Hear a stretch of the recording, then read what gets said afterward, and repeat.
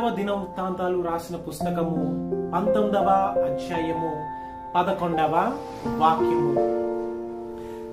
ధైర్యము వహించుడి, మేలు చేయుటకై యెహోవా నీతో కూడా ఉన్నాడు. ఆమేన్. ఈ రోజున మరి నీ జీవితంలో నీకున్న ఎరుకులను బట్టి, నీకున్న ఇబ్బందులను బట్టి, సమస్యలను బట్టి బాధపడుతున్నావా, అధైర్యపడుతూ ఉన్నావా?